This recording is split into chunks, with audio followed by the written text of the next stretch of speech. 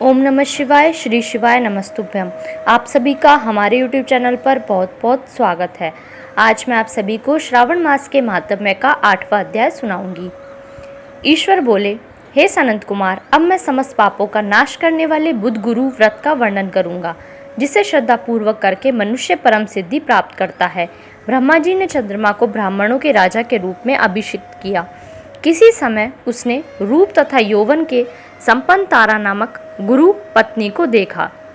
उसकी रूप संपदा से मोहित होकर वह काम के वशीभूत हो गया और उसने अपने घर में रख लिया। इस प्रकार बहुत दिन बीतने पर उसे बुद्ध नामक एक पुत्र हुआ, जो बुद्धिमान, सौंदर्यशाली तथा सभी शुभ लक्षणों से युक्त था। गुरु बृहस्पति को ज्ञात हुआ कि तारा चंद्रमा के घर में स्थित है। तब उन्होंने चंद्रमा से कहा कि मेरी पत्नी को वापस कर दो। अनेक तरह से समझाने पर भी जब चंद्रमा ने तारा को वापस नहीं किया, जब बृहस्पति ने देवताओं की सभा में जाकर देवराज इंद्र को यह वृतांत बतलाया और कहा, हे शक्र, आप देवताओं के राजा हैं, अतः अपनी आज्ञा से आप उसे दिलाएं, अन्यथा उस चंद्रमा के द्वारा किया गया पाप आपको ही निसंदेह लगेगा, क्योंकि शास्त्र निर्णय के अनुसार प्रजा के द्वारा किए गए पाप को राजा भोगता है। पुराण में भी ऐसा कहा गया है कि दुर्बल का बल राजा होता है। गुरु का यह वचन सुनकर चंद्रमा ने कहा, मैं आपकी आज्ञा से तारा को तो दे दूंगा, किंतु इस पुत्र को नहीं दूंगा। शास्त्र के अनुसार विचार करके देवताओं ने उस बुद्ध को चंद्रमा को दे दिया।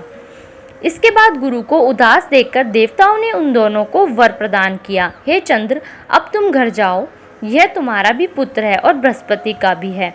यह तुम्हारा पुत्र ग्रहों में प्रतिष्ठित होगा।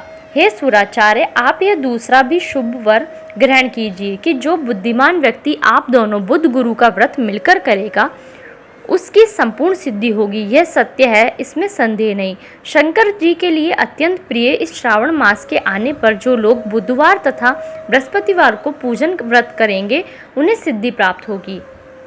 इस व्रत में दही तथा भात का नैवेद्य व्रत सिद्धि में मूल हेतु है।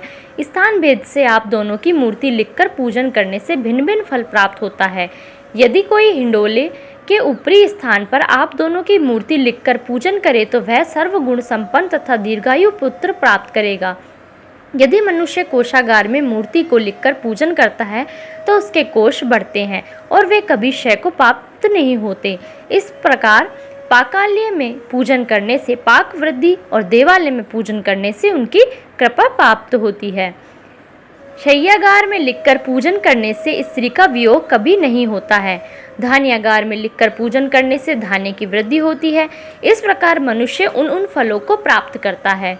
इस प्रकार 7 वर्ष तक करने के बाद उद्यापन करना चाहिए। उद्यापन से पहले दिन उपवास करके रात्रि में जागरण करना चाहिए। सुवर्ण की प्रतिमा बनाकर विधि पूर्वक 16 उपचारों से पूजन करने के पश्चात तिल, घृत, चारु और अपामार्ग तथा अश्वत्थ से युक्त समिधाओं से होम करना चाहिए।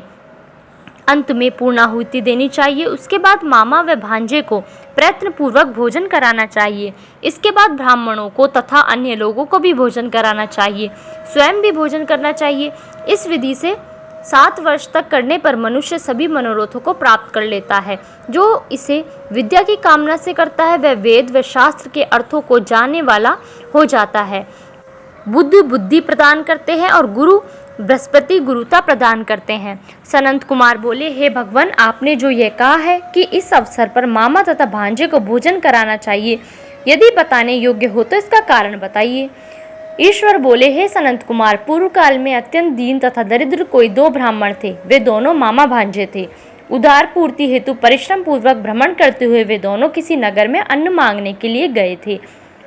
उन्होंने घर घर में श्रावण मास में प्रत्येक वार को उस वार का व्रत होते हुए देखा, किंतु कहीं भी बुद्ध गुरु का व्रत नहीं देखा। तब उन्होंने बहुत देर तक परस्पर विचार किया कि सभी वारों का व्रत तो सर्वत्र दिखाई पड़ रहा है, किंतु बुद्ध गुरु का कहीं नहीं। अतः चूंकि यह व्रत अनुशिष्ट है, इसलिए हम दोनों को चाहिए कि इस शुभ व्रत का अनुष्ठान आदर पूर्वक करें।